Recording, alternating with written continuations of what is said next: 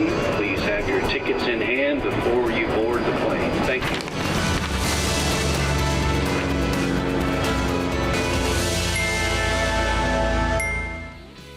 Hello and welcome. I'm Johan Castell and you're watching Wings. On the show today, unique places you can visit in Saudi Arabia for those interested in luxury travel and adventure. After recently visiting the luxurious banyan tree resort in Saudi Arabia's AlUla, we bring you the story of what we did while staying there. This week, an impressive number of people in North America gathered to observe a total solar eclipse that crossed the continent. We will show you how it went down from Mexico to Canada. Saudi Arabia is not just a desert oasis. It's emerging as a vibrant hub of luxury tourism. We had the opportunity to visit AlUla a few months back. Let us show you what we experienced on the ground in Saudi Arabia.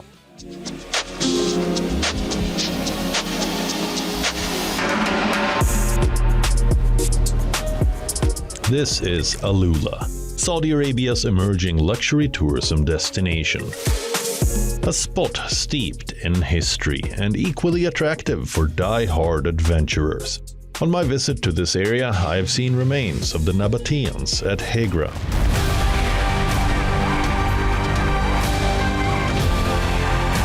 Had adrenaline course through my veins at the AlUla Adventure Hub.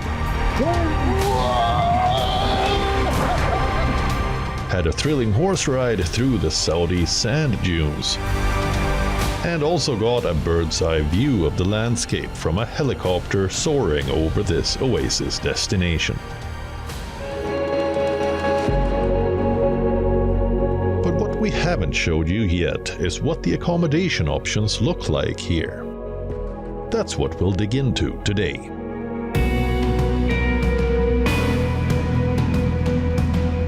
This is the banyan tree AlUla, a sprawling, luxurious resort built in the wide-open Ashar Valley. This tranquil desert sanctuary has been constructed with inspiration by the surroundings of the sand dunes in the valley, and the villas are covered by large canopy tents that give shade to the outside areas, and also make the structures blend into the landscape. There are 47 luxurious tented villas here, along with several restaurants, a gym, and a signature rock pool built between two huge cliffs. Walking into the room, it is immediately clear to me that this is the fanciest place I've stayed in till date. There are high ceilings inside the rooms in my villa, a large bathtub in the washroom, and a shower with a little courtyard here in between, before walking out to the outdoor areas where there is a second shower. Outdoor shower as well, and a private pool. Pretty nice, pretty nice. It's another area right out there where you can have a bonfire, I guess. Little hangout area here, sunbathers here, pool, private pool, outdoor shower, indoor shower, bathtub. Well, enough about the room, let's go explore. So, after checking in, it's time to go and explore the property a little bit. We're gonna see what we can find if we take a zip around the property. It's huge. Alright, so the property is so large. So large that they've set up 2 lobbies and 2 restaurants. Well, there's multiple restaurants. I guess there's more than 2 restaurants. But it's like 2 hubs. A north block and a south block. Now we've seen both. And interestingly, this one has a Thai restaurant, a signature Thai restaurant like any and every banyan tree hotel does. So we're gonna go and explore this valley a little bit, whatever we have time for, before we scoot off for the next activity. Supposedly there are all these rock carvings on some of them, so we'll see if we can find where they are. One of the staff members showed me the way to a giant rock wall of towering cliffs at the edge of the property, and it doesn't take long before we reach the right spot. So that's a camel, somebody riding a camel? Exactly. piece. And this is Arabic, no? This is Arabic. It's a new, not old. This is a new one. Just old. Is this one of the best ones that you have? Like one of the best rock inscriptions? Yeah, in Banyan Tree, yes. This is so fascinating. Imagine how old these inscriptions must be and what life looked like back then. Very cool experience. I mean, it's like you can go and explore the cliffs yourself, see if you can find any inscriptions that haven't been found before. You can be an explorer yourself. But now it's time to move out and see what else we can do in AlUla. We visit an oasis nearby and explore the various narrow lanes that pass many palm trees along a heritage trail. It's a nice looking spot. Good for a little afternoon stroll as the sun is setting over AlUla. We are in an oasis.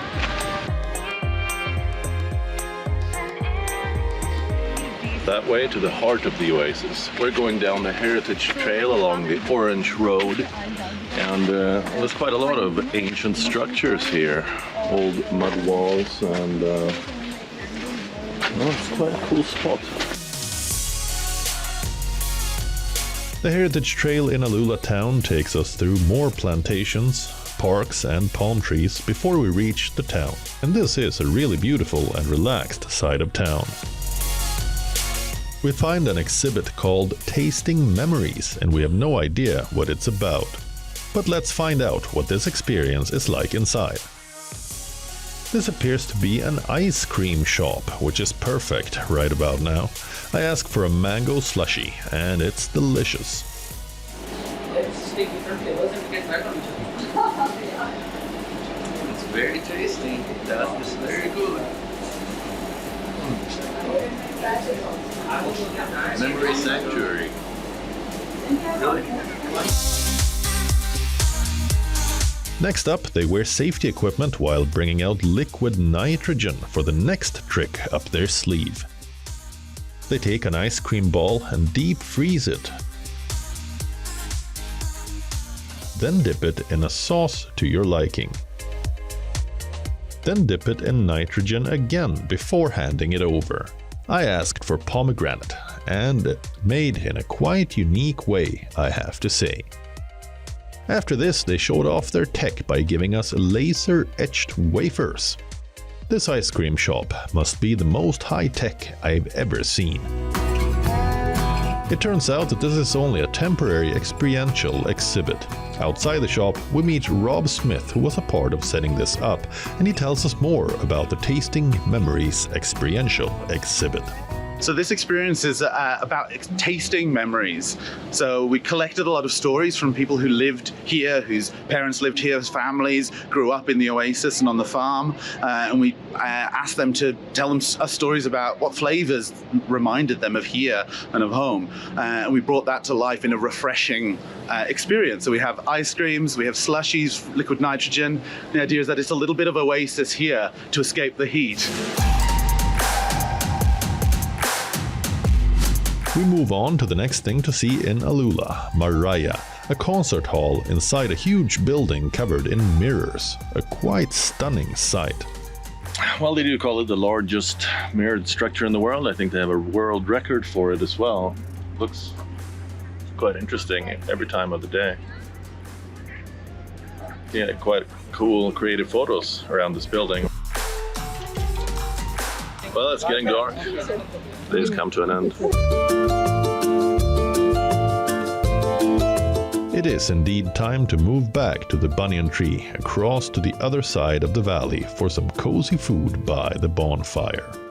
While being back at the hotel, I caught the GM of the hotel, Mr. Anthony Tresson, to learn more about this place.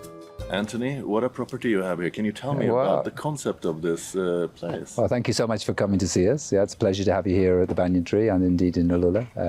We opened the property exactly a year ago. We have 47 of the units. I've personally been here for 2 years, part of the pre-opening along with the team, and it's been very much a case of putting together a classic banyan tree, bringing in all the elements which banyan tree is known around the world, but also the sense of place. It's about being here in Saudi Arabia. And that's very interesting about how the rooms have been designed to almost look like sand dunes to like meld into the landscape. Absolutely. Yeah. I mean, one of the USPs is that we want everything to blend in. We don't want to leave a scar. You know, the planting that we've done, again, once the property was finished, we've planted, you know, thousands and thousands of plants which are indigenous to this particular valley, and it's all very much part of putting back to the valley as close as possible as we can do, whilst allowing guests to enjoy the privacy that they have in their own villas. All the tenting is obviously, as you see, it's very much a sand colour, so it's not about being flashy. It's just about being understated and elegant. And obviously, you know, the amount of space we have between the villas is also a luxury in itself.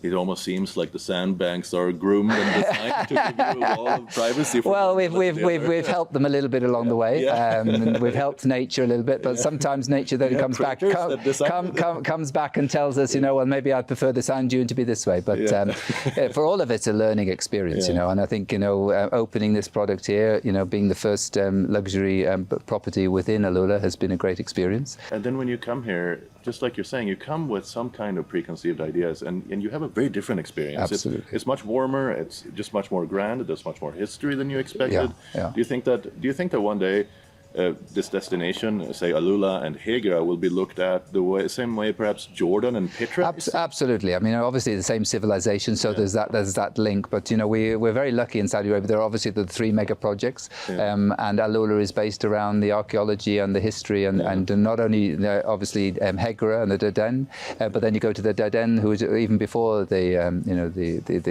civilization who built the Hegra. It would be a shame not to mention the spectacular night skies on display in AlUla. The skies are truly dark at night, and the stars shine bright over the towering cliffs.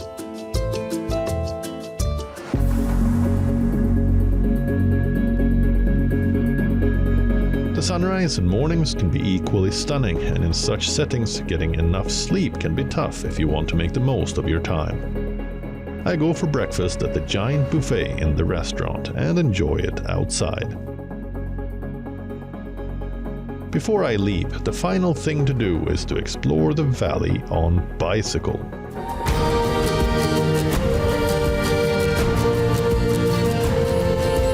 This relaxed bicycle ride really makes me feel like I could stay here a lot longer.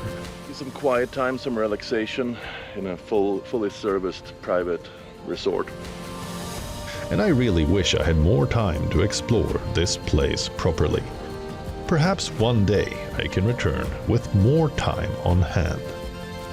Until next time, AlUla. With massive projects in the pipeline, the country is set to redefine luxury travel. Join us as we explore the latest updates and how Saudi Arabia is attracting visitors from around the world, including India.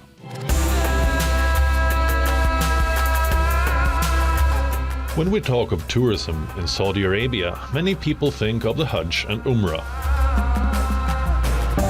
Religious tourism has made up the main part of foreign visitors to the country.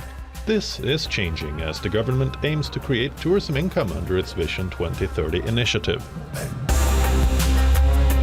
Many large and ambitious tourism projects are being developed right now across Saudi Arabia.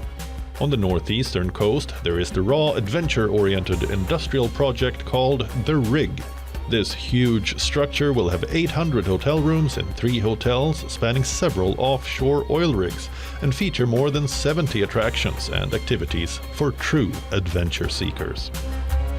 On the opposite side of the country, the Red Sea project is making steady progress. A new airport has opened here that will cater to visitors to the Red Sea's many emerging luxury hotels in this multi-billion-dollar destination development. In the southwestern Jazan province, the beautiful landscape is quite rugged and hilly and is a haven for adventure seekers. 2 foreign divers from the US and Romania recently visited this area in search of new diving spots and told us their story. Yeah, cliff diving in Jazan in Saudi Arabia was on the edge. I mean, every moment from first getting into the wadi, scrambling and climbing over everything, and the final jumps into these beautiful freshwater pools, it was thrilling. It was absolutely exciting and something I'll never forget.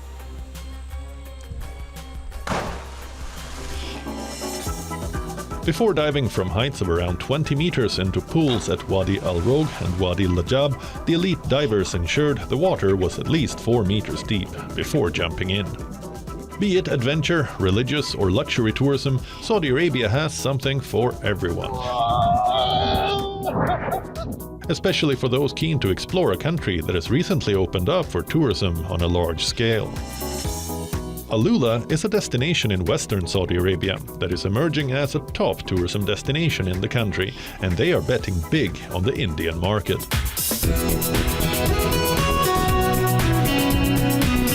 To attract more Indian visitors, the destination recently held a brand launch event for a new marketing campaign in Mumbai, where a new video was revealed to the Indian media with highlights of AlUla.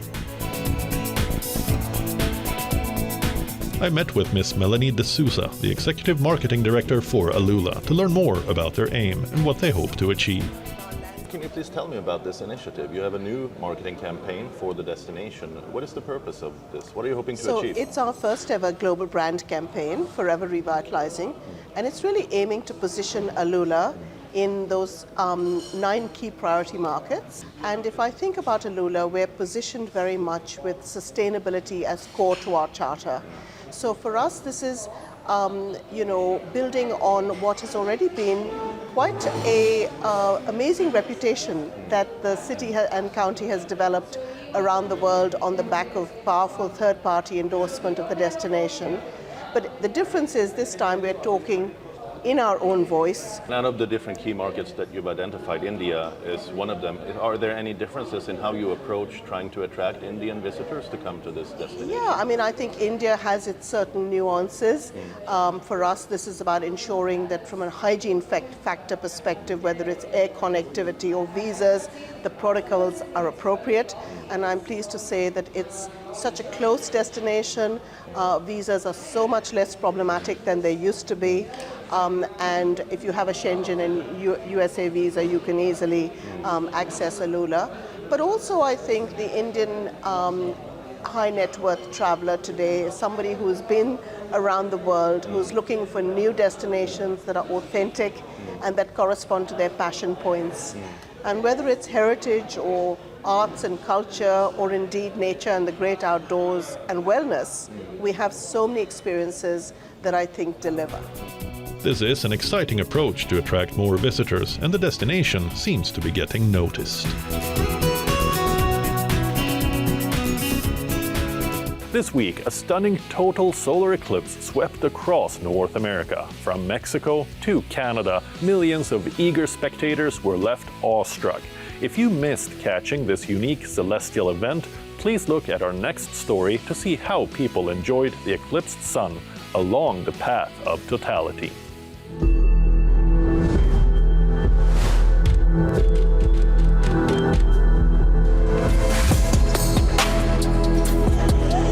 This week, people in North America were starstruck by a stunning astronomical phenomenon, a total solar eclipse.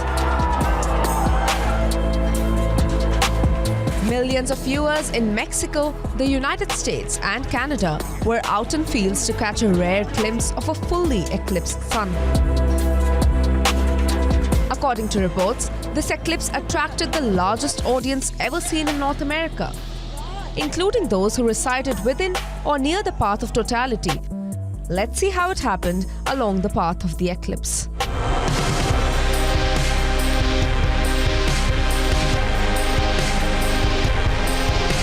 The eclipse first made its much-anticipated appearance in the seaside city of Mazatlan in Mexico.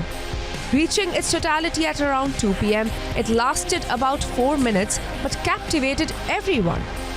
Crowds of people gathered on the city's shores to witness the spectacle, with the special glasses, telescopes and filters to witness the event. Even Mexico's president caught the stunning solar eclipse wearing pink dark glasses. A live orchestra performed the Star Wars theme in the background during the celestial event, as amateur astronomers and scientists had a great time under the eclipse with their telescopes. The United States was next in line to witness the eclipse, with parts of over 14 states falling within the path of totality. This equals about 32 million people in the country who could observe the eclipse from the comfort of their hometowns. And as per federal officials' predictions, 5 million people traveled to catch this event. Arlington in Texas was one of the lucky locations where viewers witnessed a total solar eclipse that lasted over 3 minutes. I'll never see it again, and I understand the next one in the country is 2044, but not here. So, hey, it's once in a lifetime for us. Those high up in the skies also enjoyed the celestial event. Flying 30,000 feet in the air, passengers aboard a Delta Airlines plane going from Texas to Michigan had a unique experience. They got the closest view of the eclipse at this once-in-a-lifetime viewing party, and that's something one would sign up for.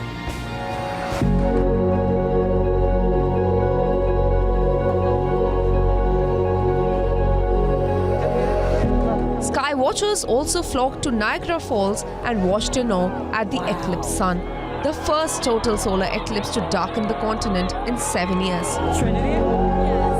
Around 2,000 people assembled at Niagara Falls State Park despite overcast skies, and everyone went wild, cheering and shouting when totality occurred in the sky.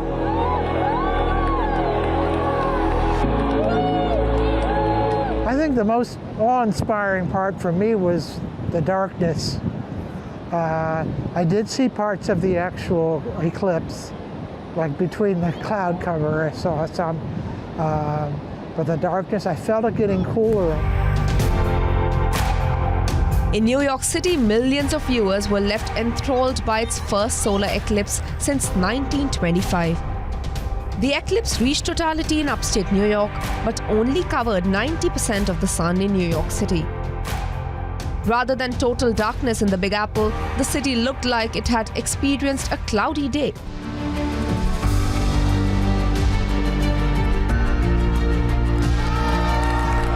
The last country on the list, the solar eclipse finally appeared over Canada. People gathered at Fort Erie Beach when the skies darkened under the approaching lunar shadow and were left stunned when the eclipse hit totality. Here on the Canadian side of Niagara Falls, hundreds of people gathered at the site to break the Guinness World Record for a gathering of people dressed as the sun. Dressed in red raincoats and big yellow suns, 309 people assembled on a Niagara Falls cruise ship to break the record. The record was set to coincide with the first total solar eclipse to grace North America since 2017, making it a memorable event. If you ever get a chance to experience a total solar eclipse in person, you should definitely do so. That's all we have for you on the show in this week's episode, but we'll return with another show next weekend. Until then, it's me, Johan Castell, signing off as we leave you with visuals of Eid celebrations worldwide. Goodbye.